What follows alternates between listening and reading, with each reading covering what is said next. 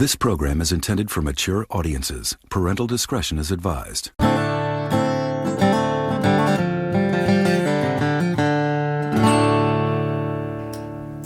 Hello, this is the Horrified Podcast. That's Michael Combs. That's Mike Martin. And Keith Clanton. Hello, how's your mom and them? Oh my god, so how have y'all been? Throwing you for a loop? Not expecting it, were ya? No. No, it's been a while. Yo, so what? Okay, so answer my question. Fantastic. You've been doing fantastic? Yeah. Mike? I'm good. I was trying to think of like if I've done anything like worth really Talking about on here. Have I gone anywhere? I don't know. Did you see Have you? Fall Out Boy the second time since we've recorded? No. Wait. That was after. Didn't y'all go to Kelly? We went to Vegas. Yeah. And we went and saw Maggie. And we saw Maggie in Chicago. See, y'all have been all over the place. Y'all are the ones that need to be Flashback talking. Weekend. Yeah. I have some life news that I like to share with everybody. If you've been keeping up. If you've been keeping up, you may not have. We don't really talk about personal stuff on this podcast that much. But I was laid off from my job of 13 years in May the 12th to be exact. Not bitter about it. But have had a really hard time securing a new job. And today I am excited to share that I will be working temporarily at Spirit Halloween this holiday season. How fitting. Yeah. And actually kind of cool. Yeah. I'm excited about it, y'all. So come see me at Spirit Halloween on White Bridge Road in Nashville. That's where I'll be. But not unless you got to come and buy something. Like, don't just show up. Like, you got to buy something. Yeah, don't make it awkward. Yeah, buy something and donate. All right, well, let's get into it. We're back. It's episode 17. We are in our queer horror series. Of course, you can give this season's complete movie listing a peep over at the Horrified Podcast on Instagram. And be sure to catch up on previous episodes wherever you get your favorite podcasts. All right, important question for y'all. Oh, God. It's an important question. I know, I can't wait. Okay. Have you tried Sonic's new Buffalo Chicken Dip Bites? No. You just really trying to throw around all the loops today? Yeah. I'm trying to keep it fresh. I haven't tried them, but I do want to. I don't think they look very good. It's a dip for a reason. I don't need it fried in a Looks like an pie empanada. crust or something. Yeah, it does, doesn't it? Okay, but for real, I do have a real question for y'all. Mm-hmm. Yes. Okay. Have you ever been so obsessed with perfection that you revisited a very decorated past to overcome childhood trauma and reclaim your star power by instigating a series of not so unfortunate events? Every day of my life. I mean, I'm a bitter queen, so... I know, I was going to say, when I was typing that up, have you ever been so obsessed with perfection? I'm like, I'm a Virgo. Yes. Yes, I can relate. Well, we're all in luck. Let's set a spell and discuss the perfection. What is happening to me? I'm burning up. It's gonna be okay, Lizzie. Oh, it's not. Oh, God, it's not. Listen to me. Something is wrong. Something is wrong with me. Lizzie, I know. That's why we need to get you help. I'm dying. I'm dying. What's happening? What's happening? Oh my God.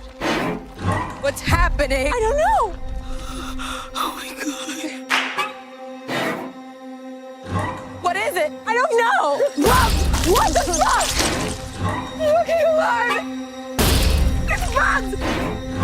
Help me! Help me, darling! Help me! You know what you have to do?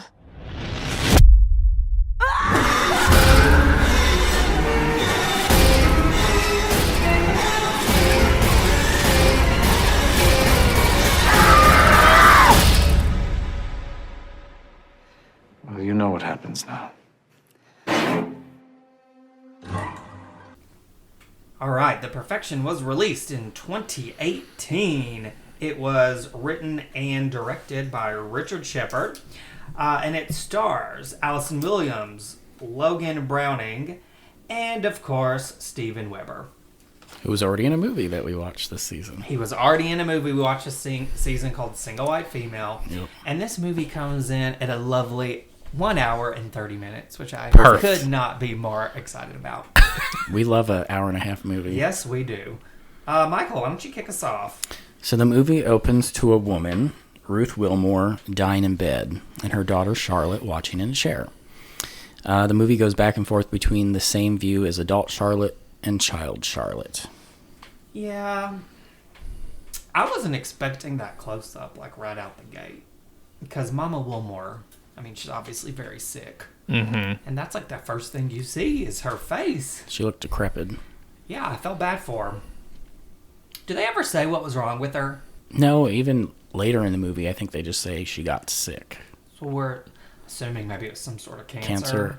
But I feel like it was like a slow progressing Yeah, because cancer. I mean, obviously she was away for a while. So Yeah. Yeah. Well, the main character, I think she said she was 12 or 13 when she left the academy, which we'll get to later, but to take care of her mother. So, I mean, it's been a long time. I don't even know if they even say how old she is currently. Do they?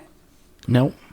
No, I mean, I feel like it'd be safe to say it's at least like a decade, right? Oh, I'd say more than that. Yeah. 15 years. That's a long time to be sick. Maybe, yeah, it's a really long time.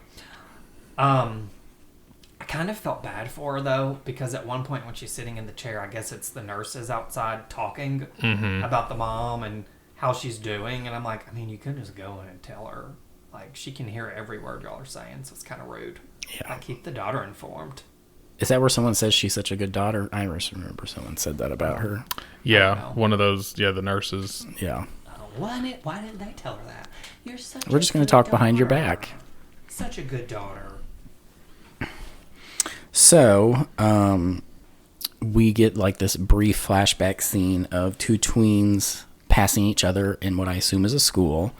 And then it flashes back to present day, and Charlotte calls someone named Anton and Paloma.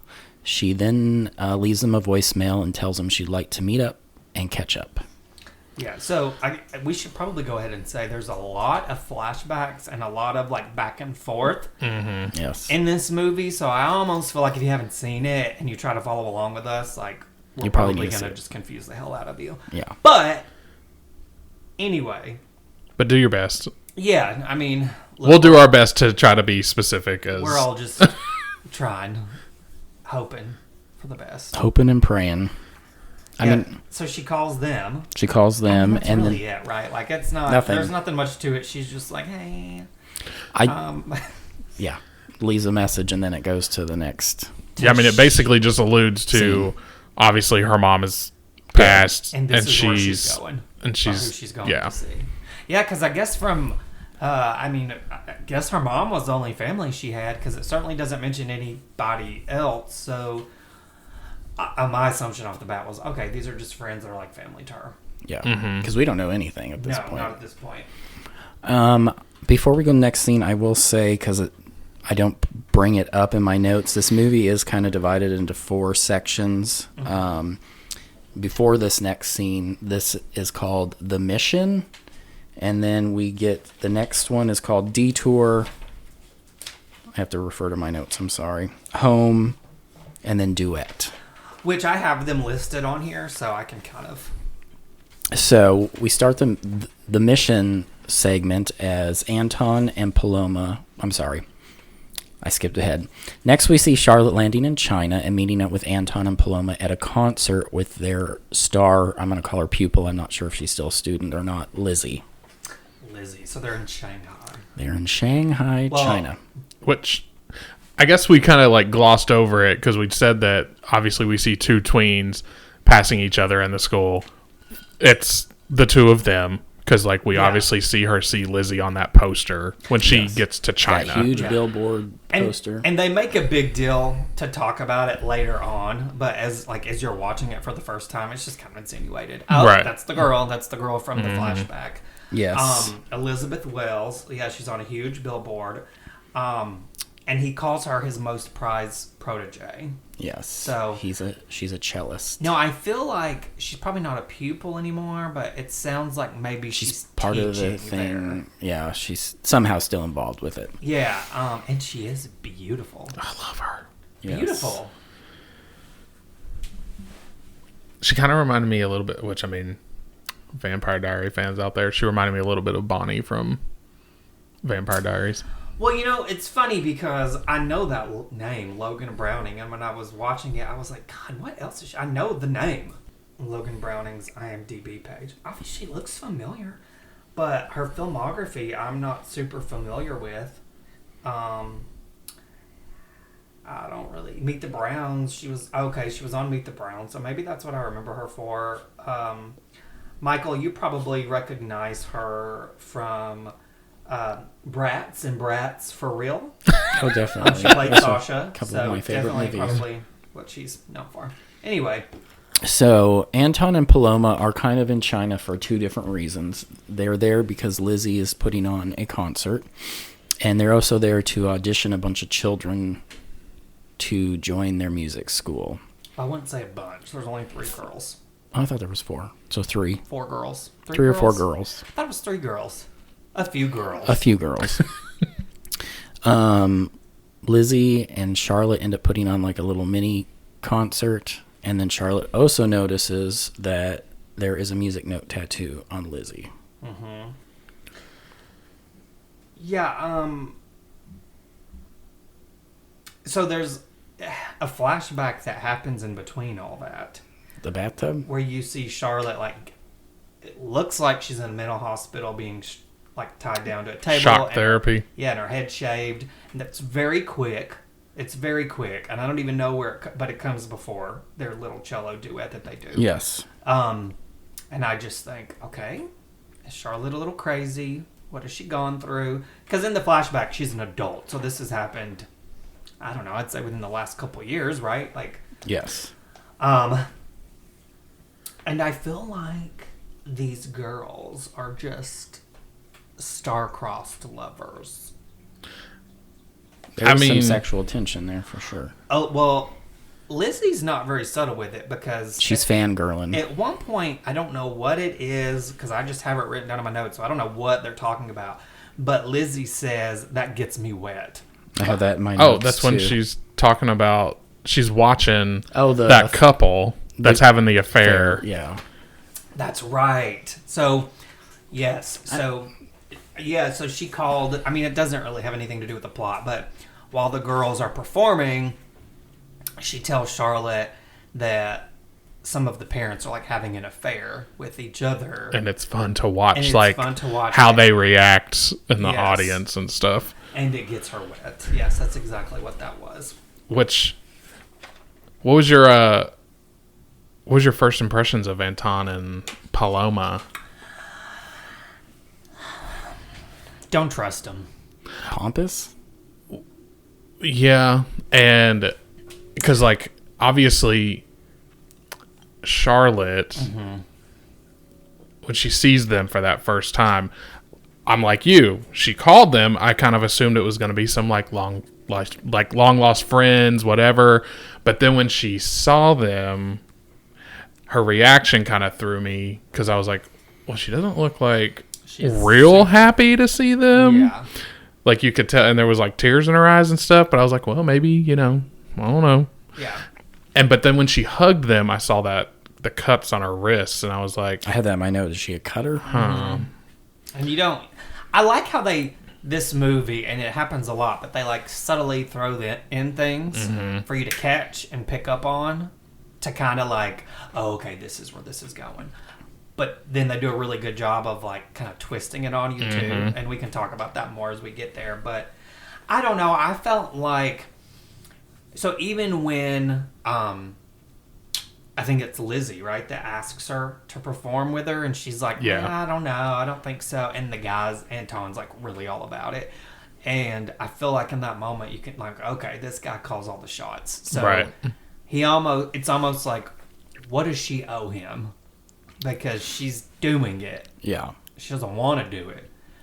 but it's like all he has to do is say, "Oh yeah, you're gonna do this," and she does it with no questions asked after that. Well, they're his 2 most perfect students, I think is what he says. Yes. Before we get in the next scene, Lizzie does tell Charlotte that she's taking a small vacation after the show. She does. That's tonight. And then the couple that's having an affair, the guy gets sick. He does. And starts throwing up. They make it a point to show his glass. Uh-huh. And then all of a sudden he's vomiting and Yeah, it's like mucusy looking, right? Yeah. And he's the only one. It's just him. He's sick. Why is he sick? We don't know. But like you said, we saw the glass, so... Well, but they make that comment. About the contagion that's somewhere. And Hunan, and whatever. Which isn't where yes, coronavirus that's came literally from. crazy, because that's... This is 2 years before that? 3 years before that? Yeah, an air contagion or whatever. Yeah, that is crazy. I do love the scene of them playing together. I like how they do like the split screen shots kind of while they're playing. And I just thought it was funny because they did their whole little cello duet and then they're pretty much like making out after that, which leads them to her room and they have sex. Yeah, that's the next Isn't thing. that all happening while they're playing? Yeah, I think it's showing kind of it's going back because the forth. music's like building climax and they're getting hotter and whatever, doing all the lesbian Nothing things. makes you hornier than playing a cello, apparently.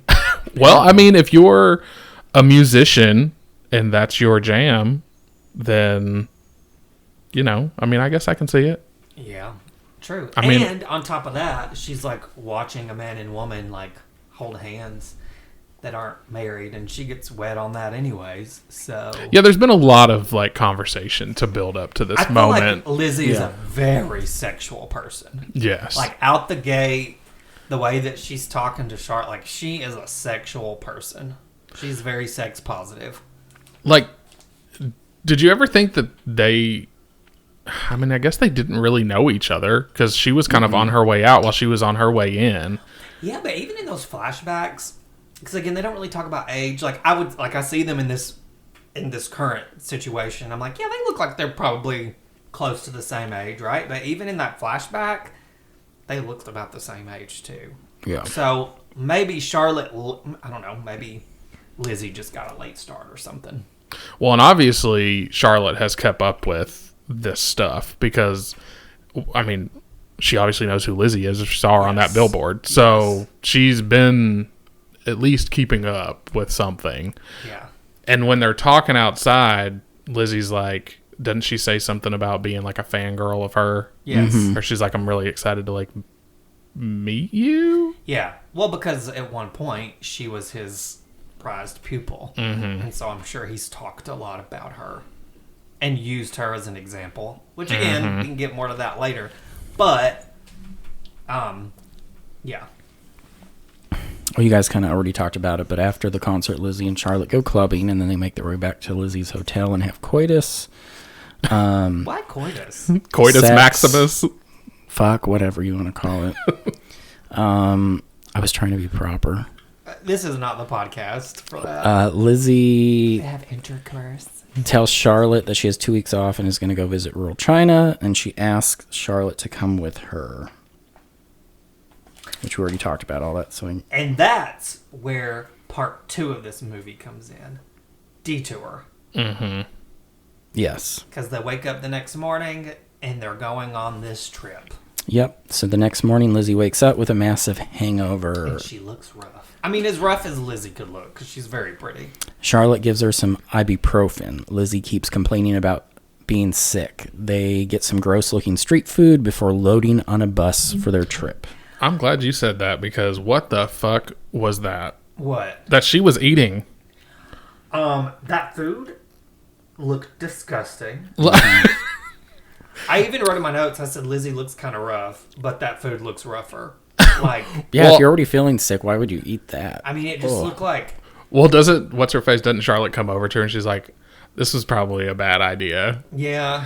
Yeah. But because I remember I was watching it and I was like, because for those that don't know, Keith will not eat like Chinese food. No. So I was watching this and I was thinking to myself, if Keith was to ever find himself in China, what?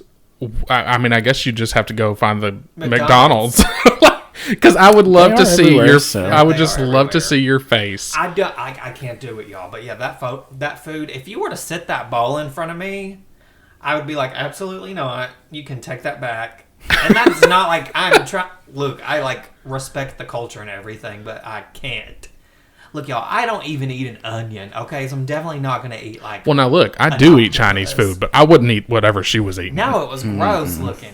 It just looks like so you think about like older movies where like kids were in orphanages and they just got a bowl like full porridge. Of slop. That's what it looked like. That's a good word, slop. Slop. Yeah, slop. That's what it looked like, right? Yum. Okay, so real quick before we go on into this bus ride. So she does get some ibuprofen, okay? Now, I don't know about y'all when you're watching it, but I was like, I don't know anybody that just carries, like, that looks like a prescription bottle. That don't look like ibuprofen unless it's like a prescription strength Ibuprofen. Right. But, I mean, how many people have that? Not many. You can just get, right? So I just thought that was a little weird out the gate.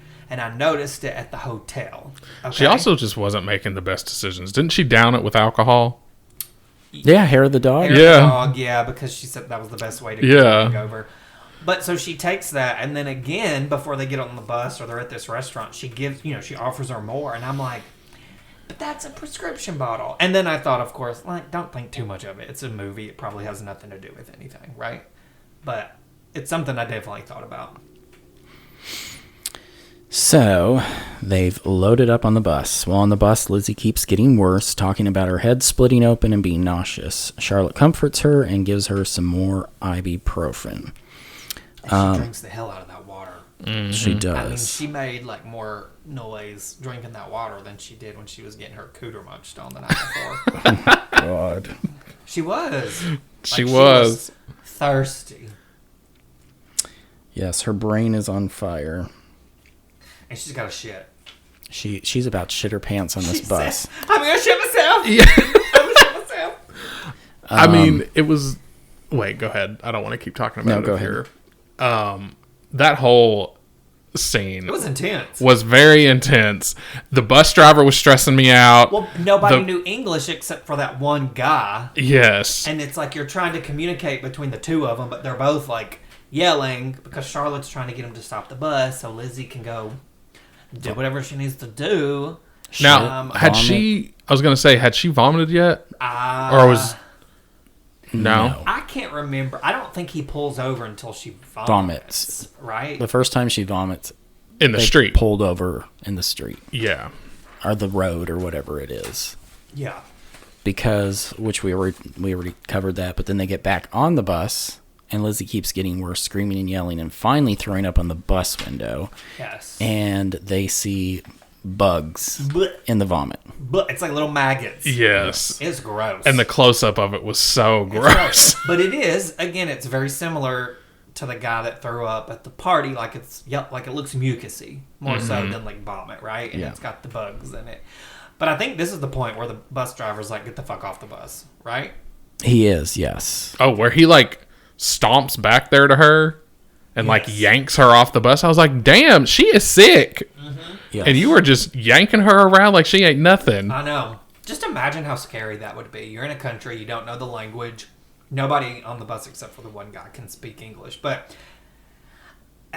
being in that kind of predicament. But I did think it was kind of sweet when they got kicked off the bus. Like there were people on the bus that were like handing them bottles of water and stuff.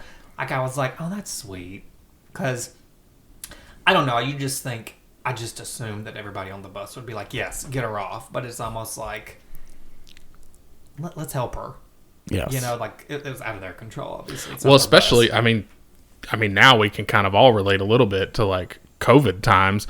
But like, I mean, think about how if that news of that contagion had gotten out and these people are on this bus and see a girl, they're probably like, the fuck?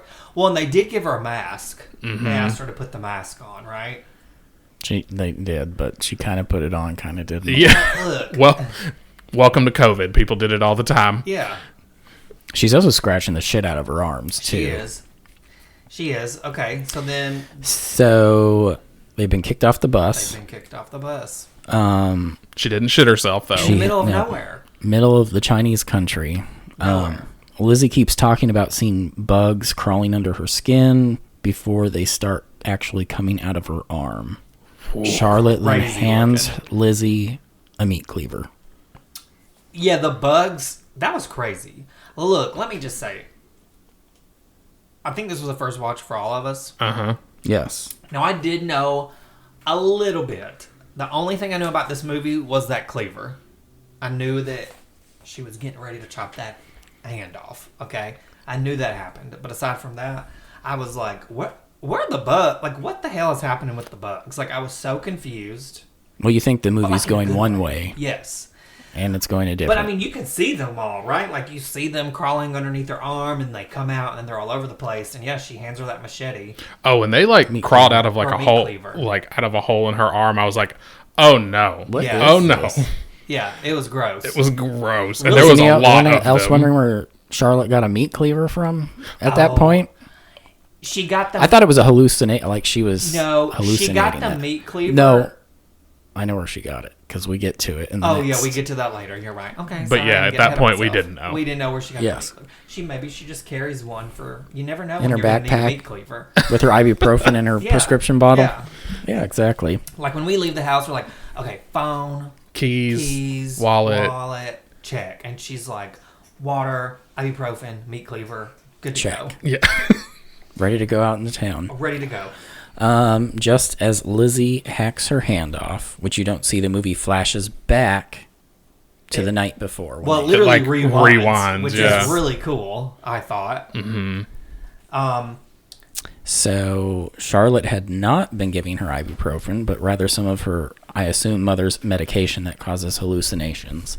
She also stole the meat cleaver from the street vendor. There also weren't any bugs. She pretended there would be to further Lizzie's psychosis. Yeah. So basically she was egging her on this whole time. Y'all. Which I wasn't expecting the movie to go there. I was so shook. I was like, okay. So y'all just took me there, and now I'm like, whoa. What? And she had full cell phone service, too, because it shows her phone. And she actually, at one point, she says, I don't have service. But she actually had... Well, because she's looking up how to do a tourniquet. Yeah. Yeah, and she had full service. And she lied about the whole, like, the bug on her jacket, which kind of triggered the bugs thing. Like, there's so many things that just... she's playing this. Yes, she has. Pieced it together. Yeah. And so when that happens, right, my first thought is, oh... This bitch wants her, like, out of the picture so she That's what I thought too. That too. Because this new girl, she's been out of the game for a while. Obviously, she's still talented because they asked her to perform with Lizzie. But now it's like, I'm going to get Lizzie out of the way so I can earn my spot. I was like, she's trying to get in her pants. That's what I thought, too. Getting her good graces, and then chop that hand off, and you can't do nothing. Yep. You're not going to be playing that cello anymore. Nope. So that part ends with her actually cutting off her hand, and then we go to 3 weeks later in Boston, which is part 3 of the movie, which is called Home. Yep. So 3 weeks later, we see the Chinese student Anton and Paloma have chosen to be in their program, and then later that night, Lizzie shows up at the school and tells them what happened. Okay. Because she's been missing for 3 weeks. Can I just tell you though? Okay. What's the guy's name? Anton and Paloma? Mm-hmm. So I thought they were a little weird, right? But then when he's walking the girl around the house and showing her, I was like, okay, this is starting to feel very culty to me. Mm-hmm. Right? Okay. Just want to make sure. And he's the third generation? This has been in his family forever. I think his grandpa started it, and then his dad, and now him is running it. Yep. And so it's a family-run school. Like prestigious music program. I remember that they asked, what's her name? The little girl. I can't remember what the her name was. Shang Li or something? I was going to say it was like Zhanghi, something like that. Zhang Li or something. Yeah. They asked her to sing in an A sharp, And then they give her a tour with her mom, because her mom's there at that point, that there's this acoustically perfect room, which comes into play later in the movie. Yeah. Well, and they also say that since she's so good, they're letting her stay there. So I'm guessing not all the students stay there. Well, she got a scholarship, that's right. She got a full so scholarship. she's staying there. So then Lizzie shows up and tells them what happened, and that she basically was rescued on the side of a mountain and was in the hospital for... Isn't that crazy to believe that she was just abandoned there? Well, yeah, like, so Anton, like, walks out. Here she is, standing there, no hand, at his gate. And... Had to have been a shock. Yeah. But God, I just felt like, okay, girl, how did you end up back home? Like, you're literally in the middle of nowhere. Like, where's who that found footage? You? Like, yeah, like, that's crazy. Crazy. But then when she's, talking about Charlotte, she's telling them that Charlotte did it, blah, blah, blah, blah, blah. They're like, well, why would she do this? And she said, because she's a jealous fucking bitch. And I thought, yeah, that's literally exactly why she did it. That's literally what I thought, too. After a night of sleep, Anton and Paloma kick Lizzie out of the school. Bullshit. They fired her. They did. Which tells me that maybe she was an instructor there, because she makes a comment, I can still teach. Yeah. But I just thought, that's real shitty, y'all. I mean, I get it. She lost her arm. It hadn't even been 12 Obviously, hours she or can't play, but she can still be useful. Like, She still has the ear for music. she's brilliant. Yeah. She can still teach. Right. And she also says to them, if you accept me, the music community will accept me too. So basically, being kicked out, her career is over. Yeah. Well, I think this is one of the first times, too, that we start to kind of see, like, the power that Anton actually does have over these girls, over these situations. Yeah. Well, not even that, but, like, their industry of music, too. Because when it's before she gets sat down to talk to them, when she's, like, walking through and, like, the kids are, like, practicing or whatever. And what does it play through the pain? And they keep saying that or whatever. But that's one of the first times I thought it was weird. Didn't think much about it till the end, but we see, like, because we've seen that Theus and Jeffrey guy, the two other instructors, and they're the only teachers. Yeah, like the three guys, which is Paloma. Weird to me. So I'll just leave that there. And they really just feel like henchmen to Anton, because really, even. we find out a little bit more about them later on, but they just seem like they're just there with him. Definitely. I really liked the part, though, after they fire her. There's a scene where the camera flips on her, and it's like I loved it, because I'm like, she literally went from, oh my god, sad, my life is over, what am I gonna do, to just fucking pissed, rageful. And I loved that. Well, because she sees that picture of Charlotte on the table and smashes it, and it's like instant. All right, well, I know what I gotta do. Yep, exactly. Before we read the next scene, Paloma does say something very bitchy to her. She says it's not a convalescence home. So then Lizzie's out. She does say that, doesn't she? And then she's like, I didn't mean it like that. Girl, how else do you mean something like that? Exactly like you said it. So we then see Charlotte at her home in Minneapolis, Minnesota. And I think she's making dinner. She hears a noise in the house and is attacked by Lizzie. I mean, Lizzie gets around. Shit. From Shanghai to Boston. Now she's in Minneapolis. Like, she's got some freaking flyer miles. I was going to say. I mean, I guess she does have money. She's using Erica Jane's private jet. Yeah. It's expensive to be her. I know. Well, and you think of it, too, like, at this point, and like, well, what really does she have to live for at this point? So it's just like, how much to charter me to, like, Minneapolis? Okay, let's go. Let's do it. Like, this is her mission now. Exactly. Which, let me tell you, I literally have in here, I was like, she got that bitch. And at that point, I was like, fuck that bitch up. Yes. Because when she got up in there and she was whooping that ass, I was like, yes, fucking get her, Lizzie. Yes. She puts her foot on her neck. Well, and I kept thinking, like over her mouth. Yeah. And I kept thinking, damn, she is just as nasty as she was in Get Out. Like, she's literally playing the same, like, vengeful bitch. Because in Get Out, obviously she was terrible. Yeah. But anyway.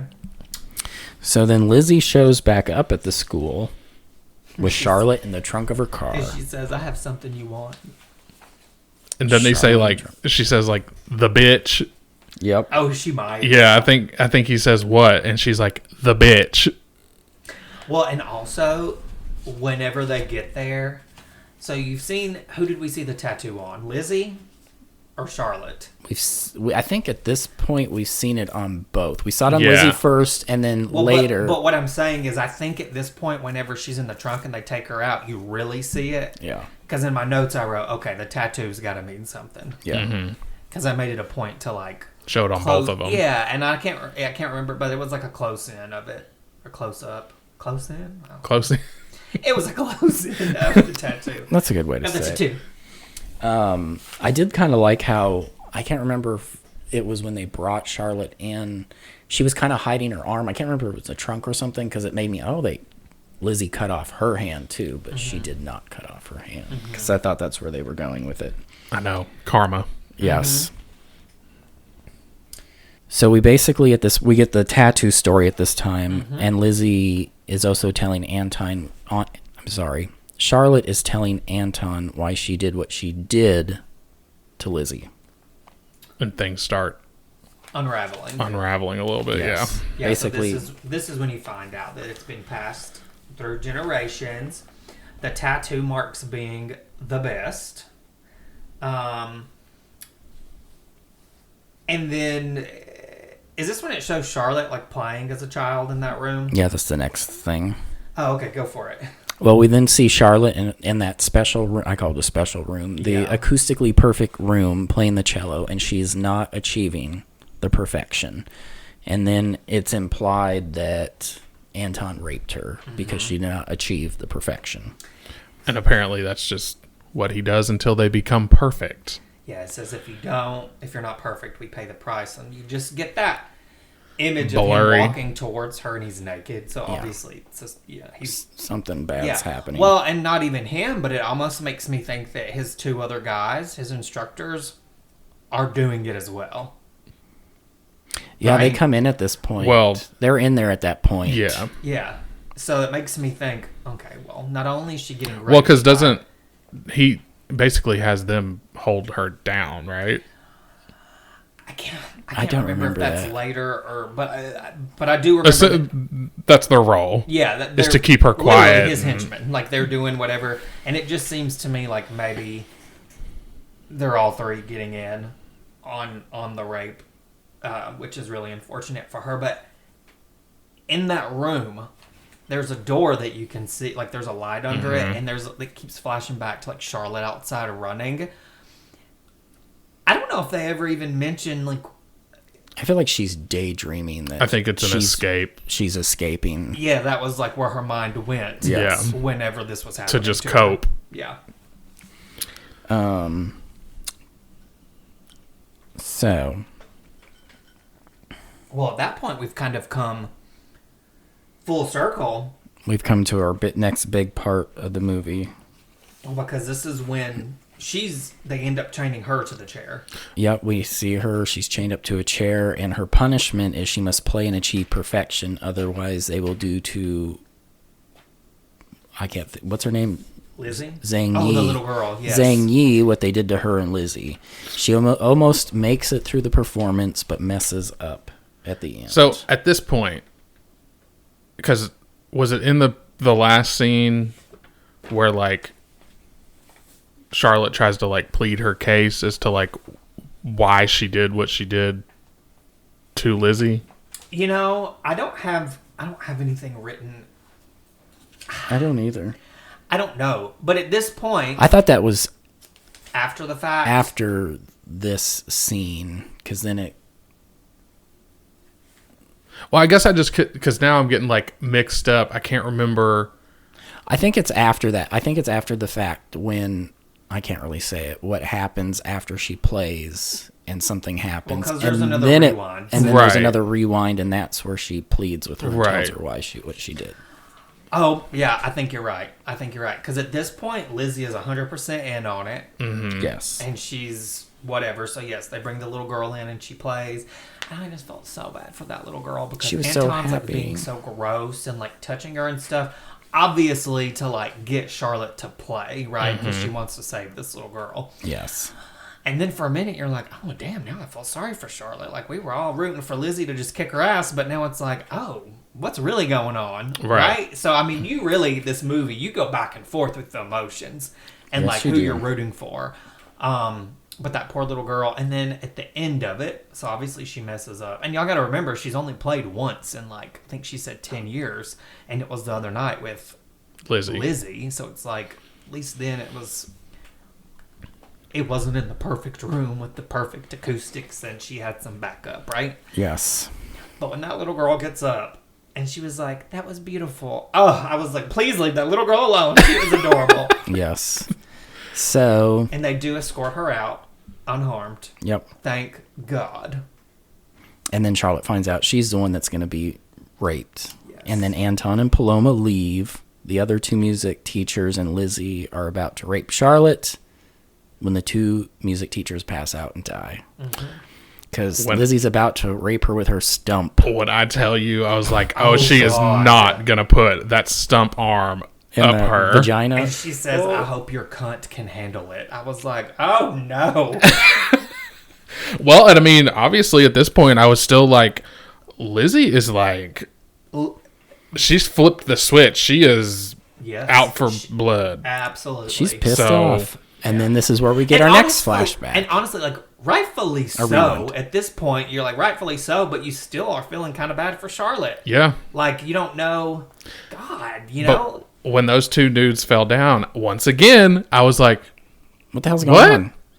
Like, here we go. Yep. And, yeah. Yep, because Lizzie and Charlotte kiss. Yep. And we get a rewind back to the night that Lizzie attacked Charlotte in her home.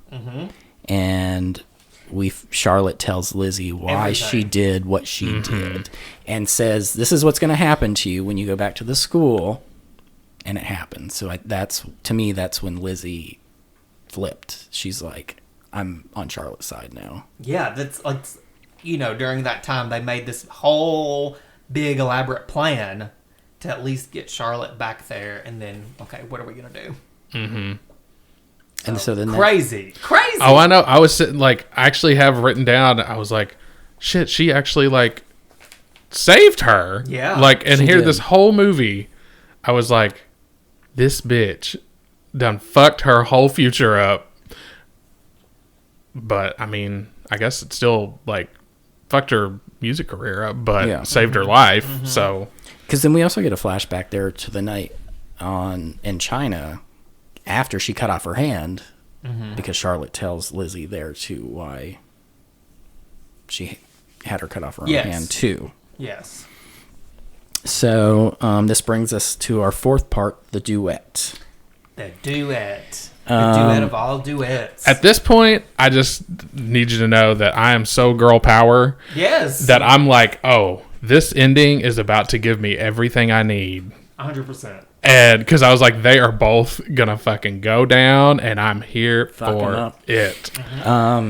Anton is sitting in a study, and Paloma walks in. Fuck Paloma. And pisses herself. Fuck Paloma. Like, when I tell you, especially, like, this woman knew everything that was going on and allowed it to happen. And all these new girls coming in, like, she knew what would happen. Was in store for them. Fuck her. Like, even when I mean, because at this point now we can kind of talk about some of the previous things, but like when she's talking to Lizzie, and my first thought was that I kind of liked Paloma kind of tried to stand up for her a little bit as far as like, you know, oh, we've got a place for you. We're going to pay for everything, your rehabilitation, blah, blah, blah, blah, and all this. And I was like, oh, okay, well, maybe she's not like so bad.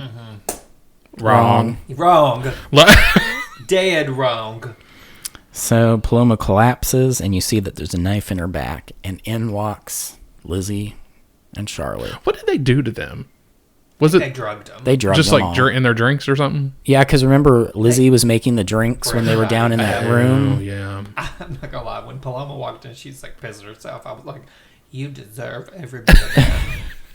You shameful bitch." But then she turns and you see that knife in her back. Yeah. Yeah. Which is like even better. Yeah. I'm just going to sum this part up really quick because we can talk about it. Lizzie and Charlotte attack Anton. Anton manages to get one of the knives and mutilate Charlotte's arm. The girls then overtake Anton. Oh my God! When that part happened, her arm up.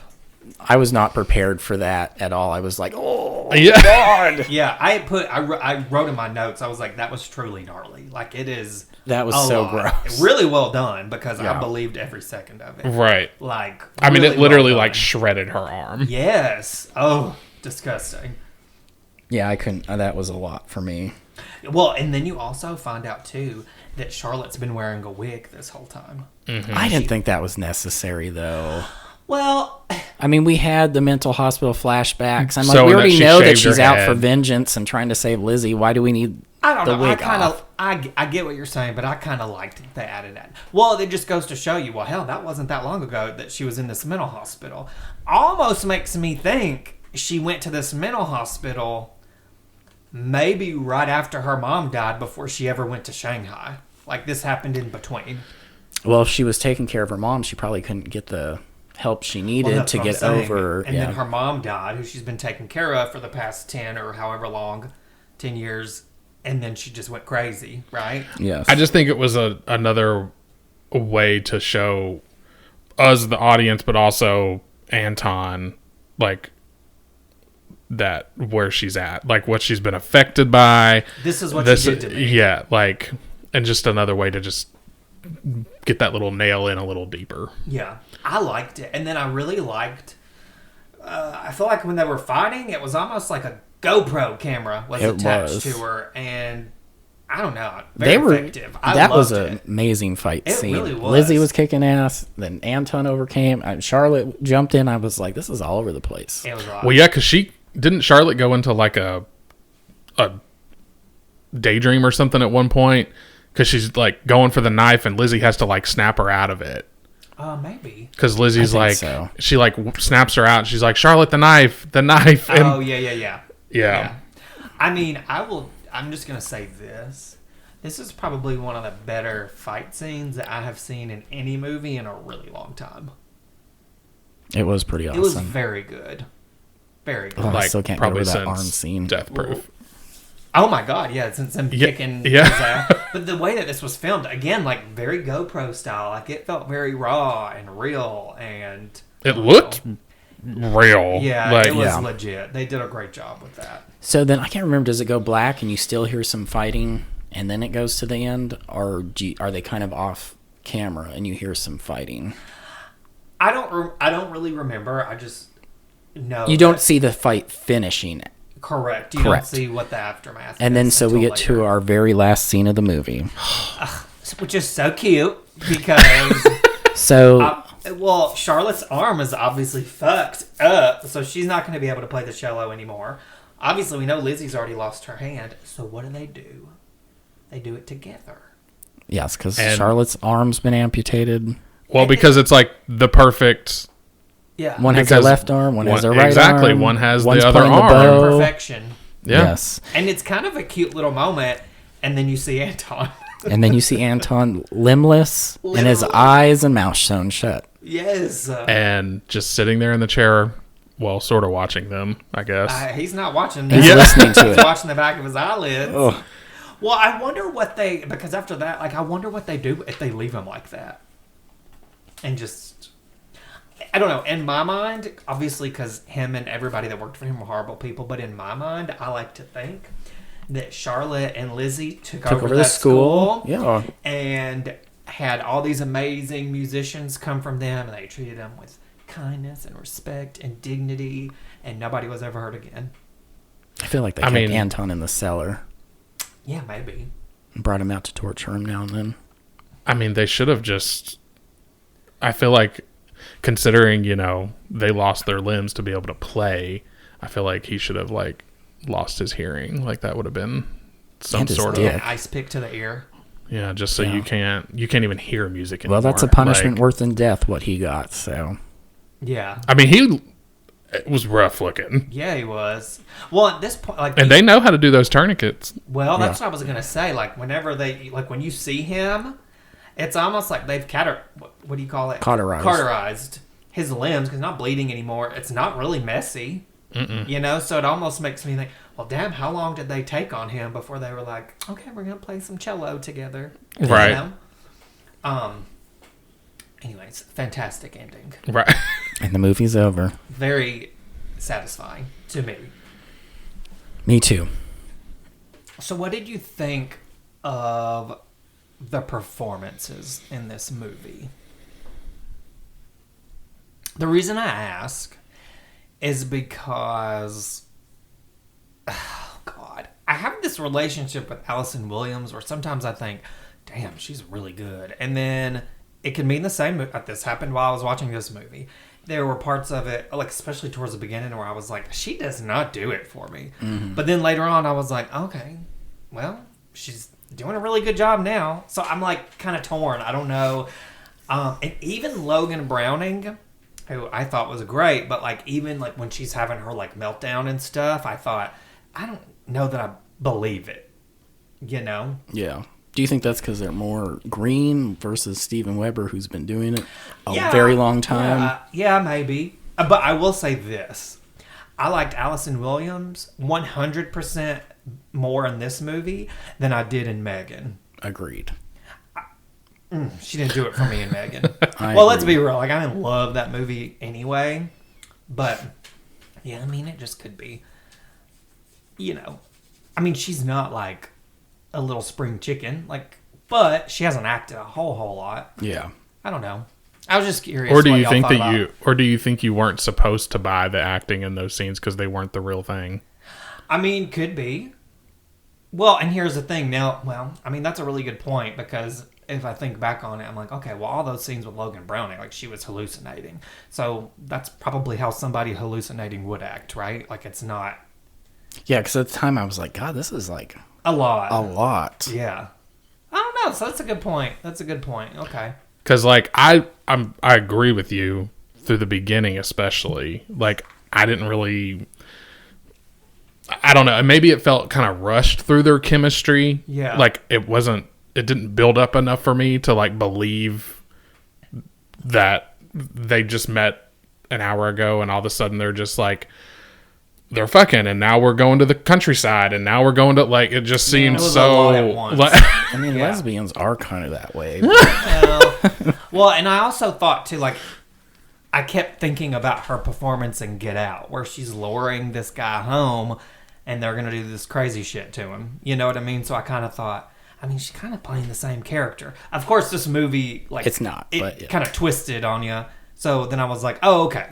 I can forget. Like, it's, you know. Because I just feel like every time it twisted, I liked the performances more. Yeah, like the real things that happened better than what I just watched. That's true. Yeah, it made more sense.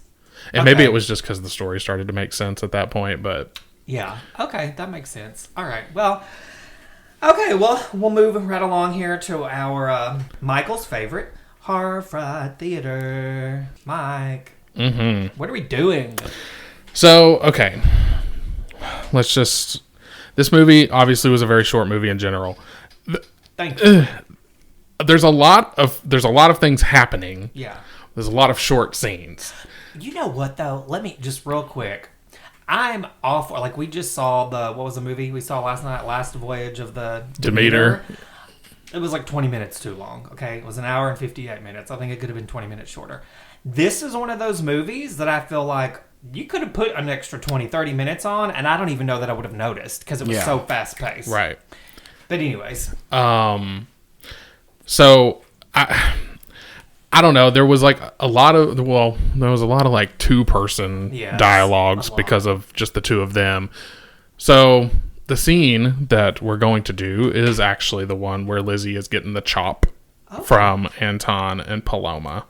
So we've got Anton, Paloma, and a Lizzie scene. Okay. Didn't really pick out people's parts yet, but hold on. Just do it. I think Michael could do a really good job of playing a hoity-toity cunt bitch like Paloma. Okay. You want? Here you go. I feel like you'd be a better bitch, but I mean, look, y'all. I'm down for whatever. I'm DFW. I'm good. I guess I'll be you're Paloma. hoity-toity bitch. He's more southern charm bitch. I'm bitch. Just. And then you can be Lizzie. I'll do Anton. I mean, does Paloma have a lot of lines? No, she's really only got a couple. Okay, now Michael, if you're gonna be Paloma, There's I don't always see a whole lot of lines here. I really want you to go deep like you did on your Valley Girl. So you just I gotta don't know think if you I gotta be can. an uptight, like prim and proper bitch. Like, I mean, you were the one that brought up her line in this scene. Yeah. So- it's I kind regret of- that now. Kind of meant to be, honestly. All right. Are we good? Yeah. Wait. Yes. I'm good. Do I need to recap who we're doing? No. Okay. I think everybody knows Mike's Anton, Michael is Paloma, and I'll play Lizzie. I've got a lot of lines, though. Well, I mean, because the majority of the conversation's between Anton and Lizzie. I'm trying to think, how should I portray Lizzie? Like, I mean, you kind of have to be sad really- the whole time. I really can't make this funny. No. Okay. Well, you know what? Let's just do it. We're going authentic. All right. Greetings, maniacs and madmen. This is Dr. Gangrene, physician of fright and Nashville horror host. Coming up next is everyone's favorite segment, Horror Fried Theater. Grab your popcorn and refreshments, pull up a slab, and get ready for the madness. Anton's in bed. He hears the doorbell buzzing. He walks downstairs. Hello? Doorbell continues to buzz with no answer. Hello? Who is it? Still no answer. Anton throws a robe on and walks outside. It's snowy and he can see someone standing at the gate. He yells from a distance. Who is it, please? Hello? He continues walking and then he sees that it's Lizzie as she walks out of the shadows. Oh my God, where have you been? What's happened to you? We've been looking for you. Elizabeth? He looks down and sees the bandage over her hand that's been chopped off. What happened to your hand? What the hell happened to your hand? Back in the house, Lizzie's sitting with Anton and Paloma. They found me on the side of the mountain, drunk out of my mind, covered in blood, with nothing but a homemade tourniquet keeping me alive. The police tried to help me, but I'm the one who took the pills. I'm the one who chopped my own hand off. Once I woke up in the hospital, I must have drugs out of my system, and I could think clearly again. Shirley was out of the country. I still can't understand why. Why would she do this? Because she's a jealous fucking bitch. Had music, fame, and she couldn't stand it. She couldn't stand that I replaced her. She tracked me down to China, befriended me, slept with me, poisoned me, all that because I had the life that she so desperately wanted. My God. God. And now it's gone. It's completely gone. Elizabeth, it's gonna be okay. She took everything from me. Everything. The next morning, Lizzie's in bed, remembering the traumatic events that happened previously. She gets out of bed and begins to walk downstairs and sees the classes happening. Kids being taught, paying close attention to Anton and his potential new prodigy. As she goes to leave the room, Anton stops her. Actually, Elizabeth, when practice is over, do you have a minute to talk? We cut to Lizzie sitting in front of Anton and Paloma. Wait. I don't understand. You're kicking me out?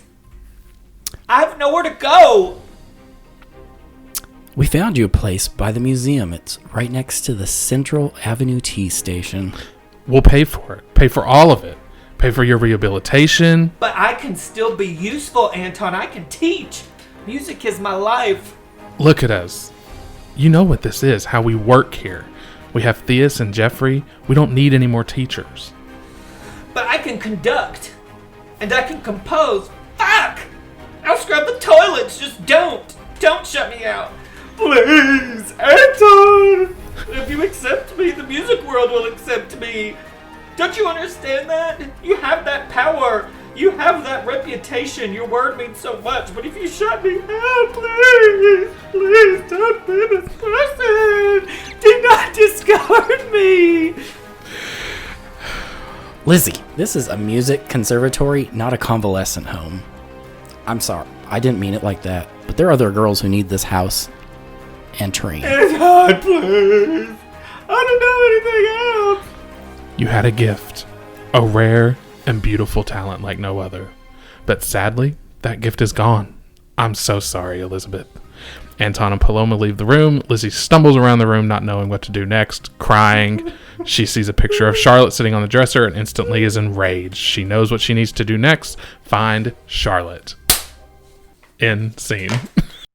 So this is Dr. Gangrene saying goodbye and thanks for joining us here at Horror Fried Theater. See you on the next episode of the Horror Fried Podcast, and be sure and join me every Saturday night for Dr. Gangrene Sanitarium, Saturdays at 9 p.m. on Nashville's NECAT Channel 9 and simulcast on the NECAT Roku channel and drgangrene.com. And as always, remember to stay mad. I actually felt like that was pretty good. I did too. I had to go to a really dark place to perform that scene. It just when you said the "do not discard me" thing, I was like, I got like what's her face, Glenn Close vibes, and she's like, "I won't be ignored, Dan," and like Fatal Attraction, but it's fine. That's okay. Look, I'll take Glenn Close. Right? Yeah. It's time for our final finger-licking thoughts, y'all, here at Horror Fried. We rate our films using the heat scale of a Nashville delicacy, hot chicken, on a scale of 1 to 5, no spice, mild, medium, hot, and Nashville hot. All right, well, I'm very anxious for these scores.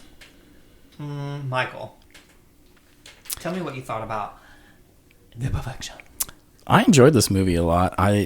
It went places I never dreamed it was going to. You think it's going one direction and it goes another, and I mean, we'll just cut to the chase. I give it a 4. Okay. I enjoyed it a lot.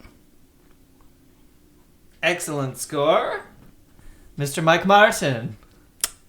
Well, it's pretty fitting to me that the movie is called The Perfection, because I did not find anything that I did not like about it. Okay. And it's a 5 for me. Oh. Wait, you Bow, do bow, bow, bow. like I don't ever do it good. 5. It checked all my boxes, and like it still, like you said a minute ago, like if it had gone on for 20 more minutes, I feel like I still would have been just as into it. Yeah. And because like by the end of it, it kind of like I felt so like invigorated and like I was just ready. It kind of made me want more, to be honest. So, and it makes me wonder if they cut some stuff out of this movie. I mean, was it a Netflix or Hulu movie? It was Netflix, right? Released to Netflix. So it makes me wonder if maybe they cut stuff for timing. But I just feel like that's not something Netflix normally does. You know? So, yeah, I don't know. But I think we could have used 20 minutes. I wouldn't have even noticed. Yeah. Wow, guys. So I think for me, I'm falling right in the middle. I really loved it. And I'm not going to lie to y'all. When I first started it, and we got we're at the bus and all the crazy shit's happening on the bus, and like, you know, I mentioned a little bit of overacting. I thought, this movie's probably going to be like a 3 for me. Like, I don't know if I'm into it. And then as soon as it was like, rewind, I was like, oh my God. And it just kept getting better after that. I agree. Like, it just did a really good job, like y'all said, like of making you think of one thing, and then it completely changes the script on you, and then it does it again. You know, like it's often that, you know, a movie will do that once, but do it twice. And you not expect it. And you not expect it. Because like when it did it that second time, I was like, oh shit. Yeah. Like, because I just wasn't expecting that. Yeah, I legit, at one point at the end when Lizzie's there and, you know, like she's obviously on their side, I was like, I mean, you're really into this, and you've got to know at this point what they do because you've got the music note tattooed on your neck. You know what I'm saying? So even though I can understand why she wanted to hurt Charlotte because, you know, cut her fucking arm off, I also thought you can't be so buddy-buddy with them that you're just going to ignore all this other shit that they're doing that you know is going on. And it's probably happened to you. Obviously, it's happened to you. Yeah. It was just crazy. Y'all, this movie is crazy. In the best way. And if Yes. y'all haven't watched it, I kind of feel bad y'all listening to this because it ruins the whole surprise. I mean, it does. So I really hope y'all watched it. And if you hadn't seen it, even though we've literally just spoiled the whole thing for you, like, please go watch it. Like, it is so good. It's worth it. So good. So, yeah, I'm going to give it a 4.5. So it got a 4.5 overall. Probably one of the higher scores this season.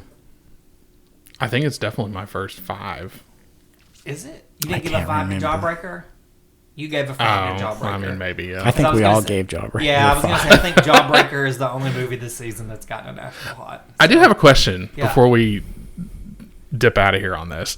But, like, do you think that, like, in the beginning, when Charlotte makes the phone call to Anton and Paloma, and she's going over to China, do you think that, like, well, I guess I kind of answered my own question, actually. Because I was like, do you think that she was going over there with literally all of this in her mind to do? I don't think so. Not until she saw that tattoo Yeah, I almost feel like on she Lizzie. went, like, because at this point, okay, if you think about it, like, okay, maybe she just got out of a mental hospital or whatever, and she's trying to come to terms with whatever happened to her. Like, maybe she wants to go confront them or see what's happening now. See, I wasn't sure if she was going to them essentially as like a fallback because she didn't have anybody else. And then That's kind of what I thought. And then maybe when she saw the tattoo of her laying set in all the bed, plans in motion. it like flipped a switch in her head, and she was like, yeah, no. like maybe she got to think, oh shit, this is still happening. But damn, she thought of all that real fast. Yeah, she did. She's quick on her feet. I mean, she's had a lot of time to think too. So if she did plan it, I mean, makes sense why it was executed so perfectly. She Right. had been doing nothing I but mean, sitting in maybe her she mama's did. Why room. else would she have those hallucinogenic drugs with her? Well, that's a good point. Yeah, like that was the only question that I had, in which I mean, we can talk it to death, but like, Yeah, and it almost makes you wonder, like, was she going there to like seek revenge on them? But That's then what I'm when she saw wondering. Lizzie, The and plan the tattoo changed. and everything, she was like, okay, let me go this route because she's obviously very special to them, and I can get in. Mm-hmm. But And she wanted to save Lizzie when she saw that tattoo. yeah, well, and maybe like, you know, it wasn't just. Maybe Lizzie cutting off her arm wasn't only to save Lizzie from what's probably happening to her, but also, again, like we were thought, it was all jealousy and she wants to get her spot back. Well, maybe that was just a way for her to, like, she thought, okay, well, if I can get rid of this bitch, then I can work my way back in and then get revenge on them. You know what I'm saying? Like, maybe... There was So a it's- revenge plan from the beginning. Yeah, but regardless, the plan, it was- it changed at some point, Yeah. and I think it was the tattoo. Exactly. yeah, because I mean, I guess if you think about it, I don't think that Charlotte would have ever expected Lizzie to show up at her house and whip her ass. No. So No, she was not expecting that No. at all. She was at home just like... Cutting tomatoes. Cutting my tomatoes. Gonna make a nice salad. Maybe she was gonna put them in some cottage cheese. I don't know. But anyway. Thank you all so much for joining us. If you like what you hear, please like, subscribe, and rate the Horror Fried Podcast, and catch up on all our previous episodes on your favorite streaming service. Links are available on our Instagram page. Once again, we'd like to thank our friend Dr. Gangrene for hosting Horror Fried Theater this season. Y'all can find him on Instagram, YouTube, and at his website, drgangrene.com. Now it's time to swap spit and hit the road. Join us next time as we discuss 2018's Knife and Heart, or Knife Plus Heart. It's Knife or and Heart. Knife and Heart. Woohoo! Knife and Heart. First watch for me and Mike. Michael recommended this. He really likes it. I do. From my understanding, it's another foreign film, right? So we're going to have subtitles, It's or is a- it dubbed? Subtitles, and it's a French film inspired by Italian giallo movies. But it's a modern day. That's exhausting. A modern I'm day already giallo tired. I'm film. already exhausted. It stars Johnny Depp's ex Amber girlfriend Heard? or wife. No, Kate the one Moss? before. The one he had the kid with. Oh, Beverly Anastasia. Yes, Beverly Anastasia. I can know. I can't think of her name, but I don't know. his daughter's mother. Cool. All right. Well, until next time, remember, it's what's expected from us. the perfection. Bye.